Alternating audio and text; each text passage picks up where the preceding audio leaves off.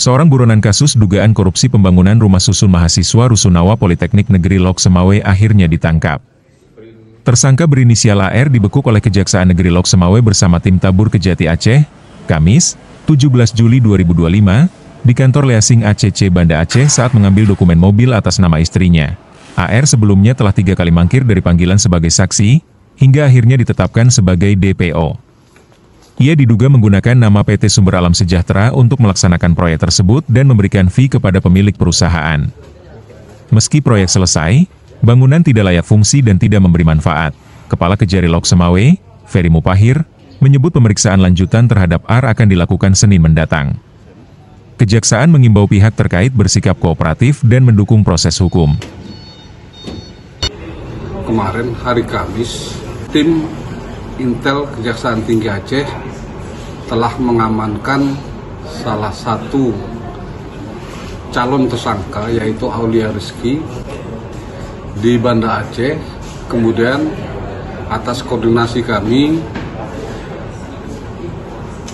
Aulia Rizky ini kita jemput di Kejaksaan Tinggi Aceh dan subuh tadi pagi baru tiba di Lok Semawe, langsung kami tetapkan sebagai tersangka, adakan pemeriksaan pendahuluan. Mungkin pemeriksaan lanjutannya akan dilanjutkan pada hari Senin esok, karena terlalu lelah dari semalam tidak tidur tersangkanya, maka kami berikan waktu istirahat cukup dulu. Nanti Senin pagi kami akan lakukan pemeriksaan lanjutan sebagai tersangka terhadap Aulia Rizky tersebut. Dan Aulia Rizky ini dia sebagai pelaksana proyek yang ngesub dengan kontraktor yang menang proyek tersebut.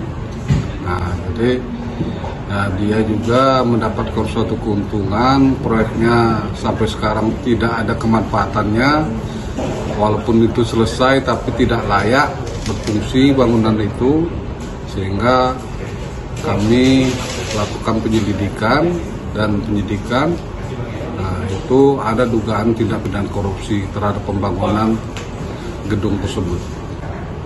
Ya, nanti fakta yang sebenarnya kita akan ungkap di persidangan.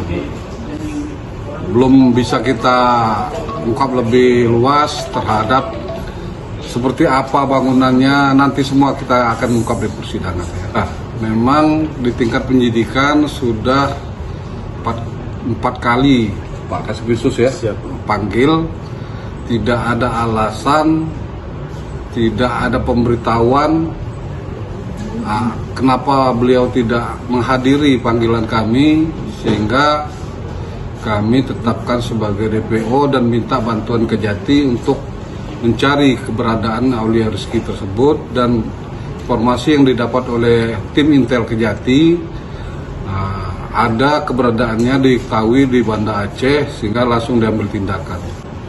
Sudah hampir seminggu ya Pak Kasbisus, 2 minggu ya, 2 minggu DPO.